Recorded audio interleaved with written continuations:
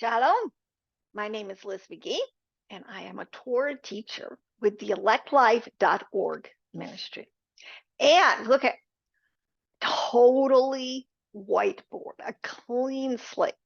This is like how the Father started it all, right?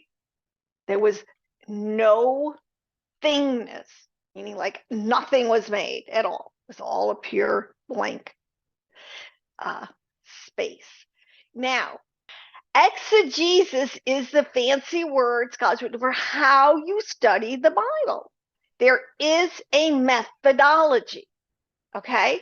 There is a methodology. It is called Pardes, okay? And hey, a lot of this, if you're done, you just have to trust me.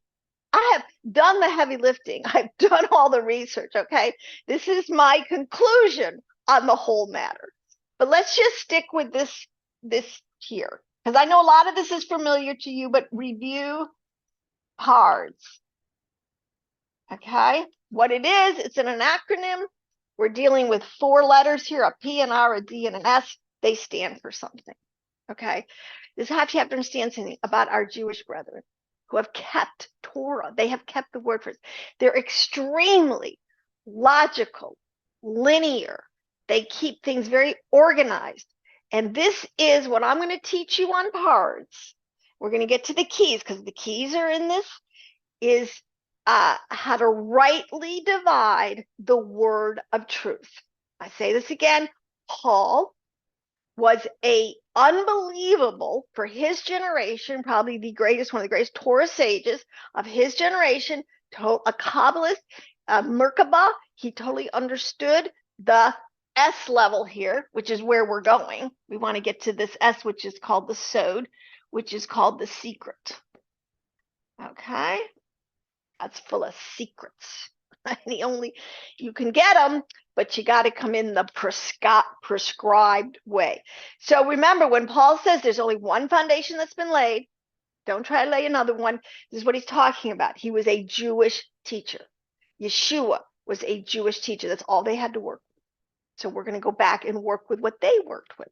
Logical. All right. Now I want to read a little quote I have. I'm a queen of like cut and paste.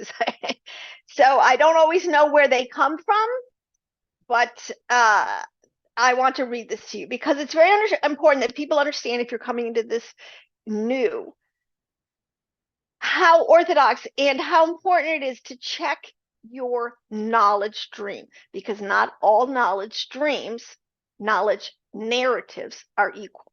All right.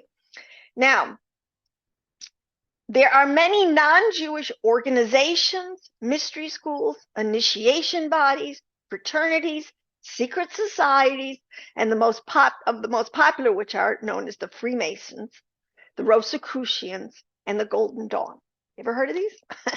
And although hundreds of similar societies claim a Kabbalistic lineage, these derive from, and this is the important point, syncretic, another word, combinations of a Jewish Kabbalah with Christian Kabbalah, with occultist Kabbalah, with contemporary Kabbalah, with New Age Kabbalah, with quote unquote, and New Age spirituality.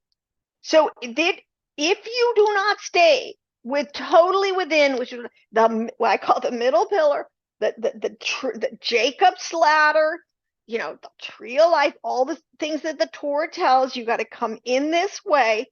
All right.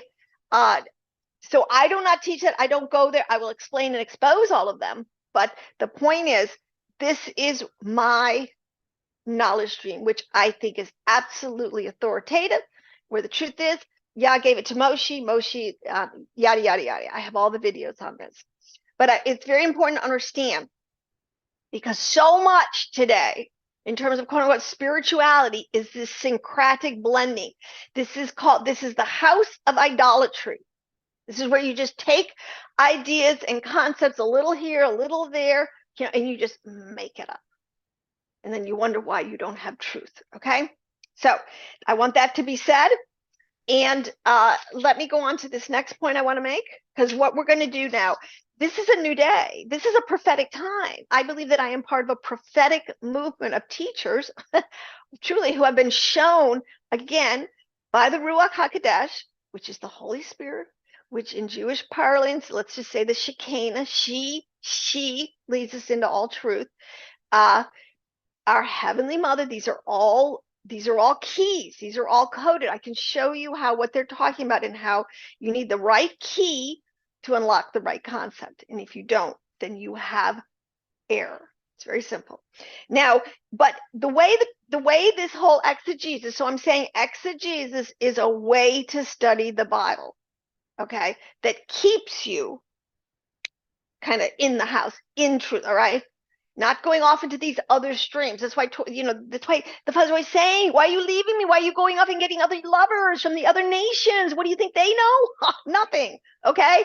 I'm God. I'll give you the skinny. So we have to, you got to believe that. There's a certain element of faith. I don't have any doubt because I have proved by using this methodology of Pardes, which is 100% a Jewish concept. They kept the Torah for us, people, okay? Get your history right. We all go back to these original Hebrew writings to make our translations. It doesn't matter if you come from New Guinea and you're trying to do it, or you, all right. But the thing about Pardes, it is not only it's a system of study, but it's a system that includes all of the sciences, all of the way that known knowledge can come down to us. See, that's a whole level. Most Christians, because most Christians, I understand, I'm going to go through this, are, on the you ever be called a fundamentalist? You're just a fundamentalist, okay?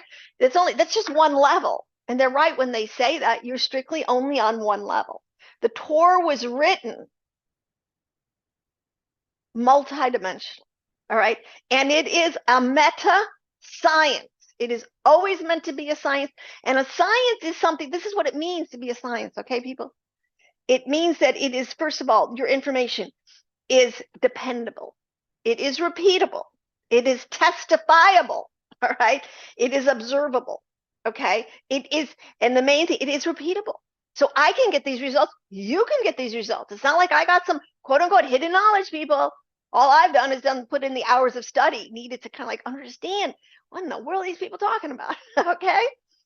So it's very important. Because it says in the last days, and this is where I'm jumping on now, that true spirituality, a real true knowledge and understanding of God, what he wants from us, what he will give us, and science are saying the same thing.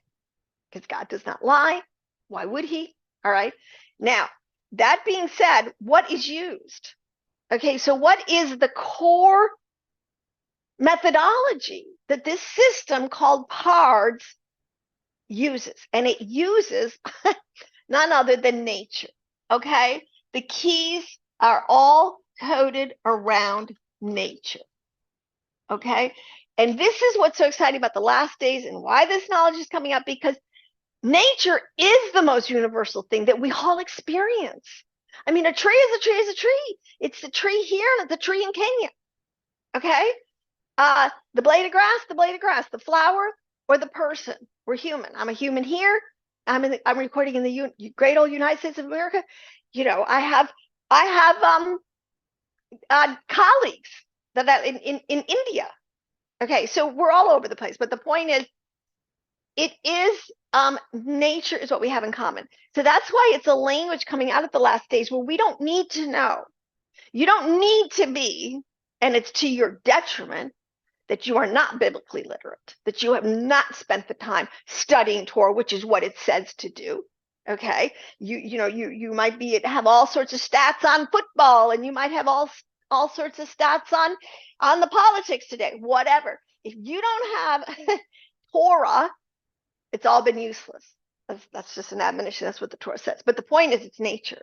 So I'm going to teach the keys to the kingdom because using what the prophet, which is nature, which we can all see and understand, okay? Because if I'm talking about a flower, I can pull up a flower and we can talk the same kind of like you can see it, a petal's a petal, all right? Now, that is what Hebrew has done. That is what Hebrew as a language has done. It has coded itself, it has stuck itself, so to speak, to nature. God, and this is another little down the road, you'll understand this and how this is no accident, why I talk about the dependability, the testability, the repeatability, the gematria, which is the number equivalent. I've done this many times. For nature is 86, and for God is 86. That just doesn't happen randomly, people. That's what we're talking about. All right. So God, what he says, he has clothed himself in light. In other words, he has done this whole process whereby he manifests himself to us to a large extent in what we can see physically. Okay. His beauty, his splendor, his absolute complexity. All right. His handle, because he made on the laws of nature. Okay, but this is where the breakdown happens with, and this is to you, Ephraim, to you, Christian. Okay, you don't have the same depth. You're not starting off with the same quote unquote deck. There's a lot of cards you're missing in this whole equation of the word.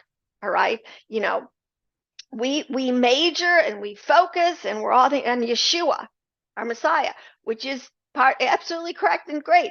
But there's another whole side to this, because Yeshua said, he said, I'm the word made flesh. Well, what does that mean? Okay, seriously, and we're going to learn. But my point being, the word Hebraically is those 22 letters, the Aleph Bet.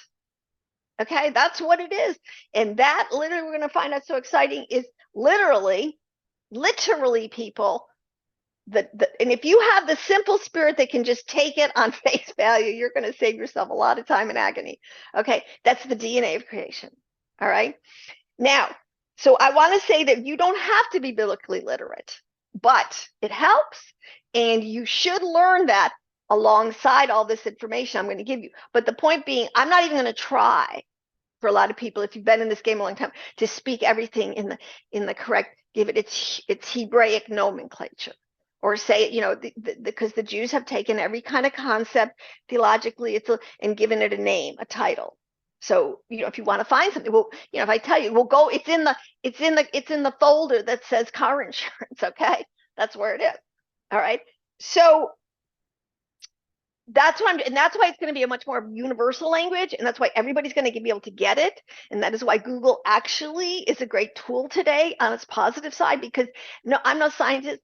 I didn't go to MIT. I don't have these degrees for this stuff, but I can ask Google a question and I can get a pretty good answer pretty quickly. All right. I don't have to travel all over the globe and go to these very hard to get into, like the Vatican libraries, or many of the libraries that are destroyed, they house this. Okay. So let me go on now and let me unpack a quick. So I'm saying all those things for people who are new to this channel. Now, what this ministry has done, theelectlife.org, like I say, has done a lot of the heavy lifting. And I'm an artist, truly, by trade, so to speak, a wife and a mother, and all these wonderful, things that the Father allows us to have in our life. But one of the things I am a Bible researcher, okay? And I have spent thousands of hours, hundreds of texts, over a period of about 13 or 14 years really studying this stuff. So I'll go toe-to-toe with anyone. But what I won't do is any Lashon Hara. So if you have comments, don't personally attack. Don't say, lady, you're out. It's something. Give me a reasoned scriptural rebuttal, and we will midrash together, okay? But what we've done in the elect life, because this isn't just me, God has put together a team of women. I want to tell you, this is the most amazing thing. It does take a village. It does take a time. It takes a group, really, to do a work for the Father. Nobody's a lone ranger. I'm not alone, people. Okay.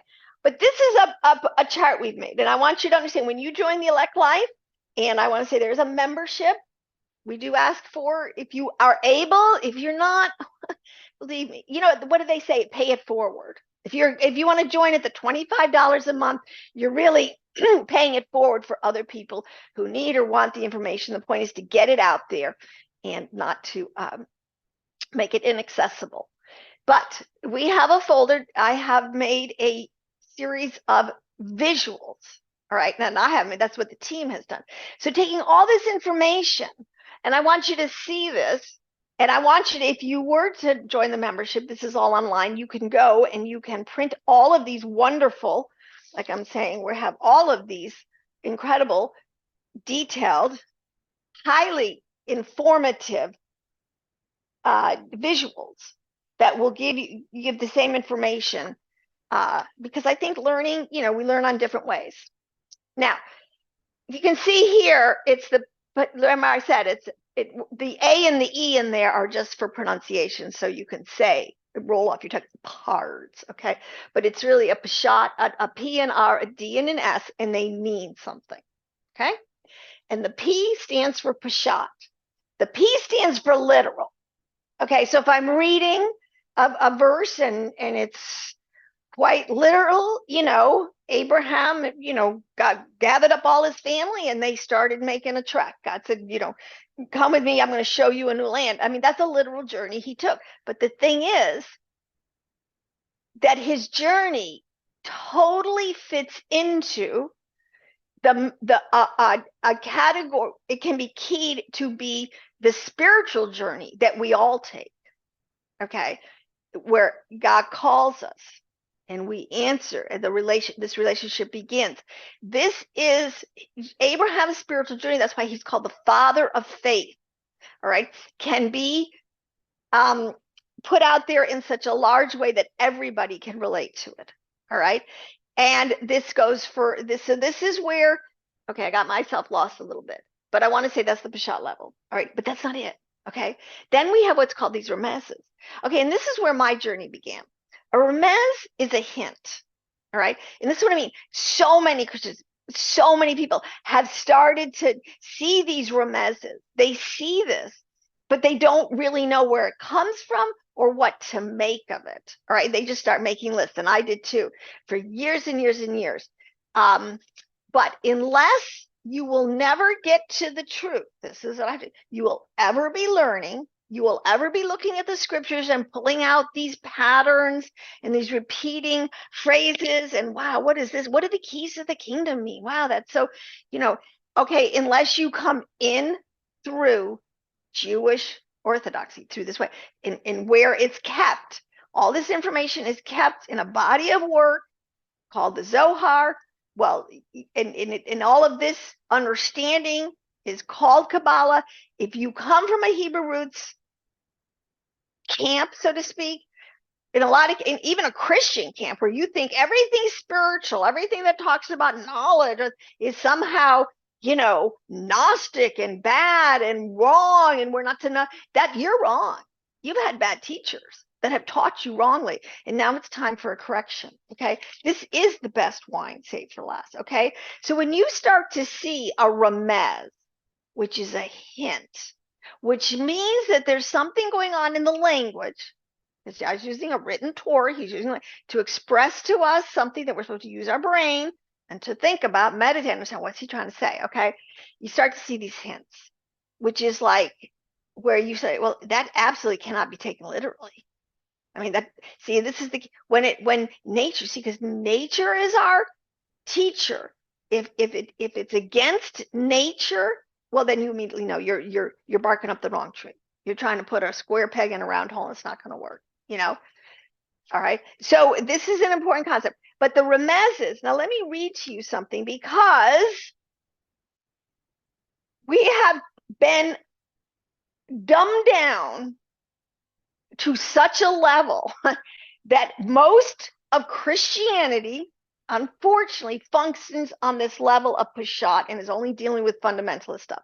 Unfortunately, that takes away a lot of discussion points that we should be having and could be having with, let's say, the sages in the house of Judah, understanding, because we don't know how they're coding information. All right, and it like I said, it's a foundation. It's already been established thousands of years. This system was known by Abraham, discovered by Abraham. This was known by Ezra, the great Sanhedrin. This is what they've always used. Okay, and if you can trust me, good. But I want to tell you something about a drash. I mean, about the remez. Because I said the Peshat, because I have another little graphic that you could print out, which has a more flushed out understanding. Okay. The Peshat level is it's the literal, and it's meant to be written for anybody, a baby, or just a seeker, or a profane person, someone who is actually a God hater or God denier, anybody. And it is the foundation. You have to like read and get a level of understanding. Then you get to the Remez, which is a hint. It's veiled. It's not quite sure how you could take it. We're moving into the world of allegory, archetype, symbols, cyclical time patterns, major importance. Prophetic types and archetypes, and shadows, like shadows and hints are the same kind of thing. Okay. Now and they do this. See, this is all that's in here. So there's much more going on when you get to a hint. It's telling you. They use things like gematria, which I said, numbers. Numbers don't lie. Math does not lie, just like nature. That's why God picked them, all right? It uses notarikon, temura, emblematic symbols. If people understand that there are over 10,000 rules, that if a Torah sage, if you were a sofer, if you were a counter, if you were one who's supposed to write out the Torah, future generations, because they always had to be writing new ones, because they don't last forever. They're not on the cloud yet, so to speak. They do this, all right? They use these techniques all through the Torah, okay? And there's over 10,000. So there's another thing I want to say. If you want to be a priest, if you want to be a teacher, if you want to be a prophet, forget it. You got to get into this level. This is get the curriculum, get going, person, okay? Now, so these hints, and one of the great hints, wait, it just came into my mind to give an example. Okay, the person who is attributed with writing down in the 1st century this body of information, which is called the oral Torah, all right? You have the written Torah, you have the oral Torah. One was passed on written, another was passed on orally, and that was the one that Yeshua was teaching his disciples again when he gave them back the keys to the kingdom, because it was always transmitted orally for a lot of different reasons, but one of them was to keep these keys out of the hands of the Gentiles, because the overarching biggest picture, people, is we're in a war. We're in a war with a very formidable enemy who hates God people, and is constantly trying to take them down. Conversely, God is always trying to protect them, and has told them in their word a lot of the future of how it's going to go, so that we do win. Okay. Now, the story of Rabbi Shimon barYochai, is who wrote this information in the 1st century. It says that he and his son, he was very persecuted by the Romans. He was very outspoken this time. He's an actual literal historical character. They had to go in hiding because they were so against what the Romans were doing, and then the temple, all this kind of stuff. They went and they hid. It says, in this cave, and they buried themselves under the ground to the point that just their heads were above ground for 13 years. And they were being fed from, I forget what it was, a cocoa tree and something else. I mean, so it's like, but don't we can live for 13 years, people buried in the sand with just your head showing? I mean, there's nothing in a literal level that you can translate and can say could actually happen. Okay, that's an example. That's a big hint there. Okay, so he wasn't burying himself. All right, this is if you know this story and understand it. But what he was doing, and this is information that is coming out now and can be verified as the different issues come together, he went to Qumran. See, the point is, Qumran was the place historically where the total, sold out Torah scene sage would go, and that they would be with their colleagues of ilk who is equally committed to the spiritual inheritance and redemption that was going on. Okay. And so, we found these Dead Sea Scrolls in Qumran. So this is truly, and I believe this, where he went, and it had to be very coded. It had to be because even in the time, he didn't want to the Romans didn't know where he was. Okay, and he was probably high. All right, so there's a lot that is going on in these things, but my point being, that's a perfect example where you can't take it literally. And that's the hint, the begin now. We're climbing out of physicality and we're going into a whole different allegorical application. Whew. I just have now. So I wanted to say that because then the remezes. So we're going to start with the keys because that's where you'll see them. You'll see a key, you'll see a remez, you'll see a hint. And in order to unlock it and to explain it, you have to have the correct key. That's the whole point. And it's already been established, and it's just takes a little ferreting out. But I want to say this next point. Because to me, these are all things I just have to get out of my system because so that we can sort of move fast, so to speak. All right. This is one of our graphics also. This is akin, and this is hold on. These are all of my, is from the Kabbalistic tree of life. I want you to see this. Okay. Now, that triggered you. If you got scared, don't be scared. It's just a graphic. We just have to learn what this means. Okay. Now, if you look at it, you'll see that there's these different levels here, right? Which is exactly what's on there. So I just want you to see that's what it's coming from. That's the first layer of reality, spiritually, that we can climb. But one of the first things that people need to understand when we get into a remez, how this works, okay? Even in nature, people think, now let's just think, we've learned today that what? The world is not just physicality, right? Oh my gosh, there's this whole quantum world going on, right? Quarks and neurons and protons, and they're swirling around. This is a quantum level. This is a level that's like deeper in, embedded. You can't see it, but it's there. And we have instruments of technology that help us just so long. And you also can see this same kind of archetypal pattern in the heavens. So one thing we need to understand, and let me establish this principle right now, the brilliance of Pardes and why Pardes is not of an earthly origin. It absolutely is supernatural when you really understand and appreciate it.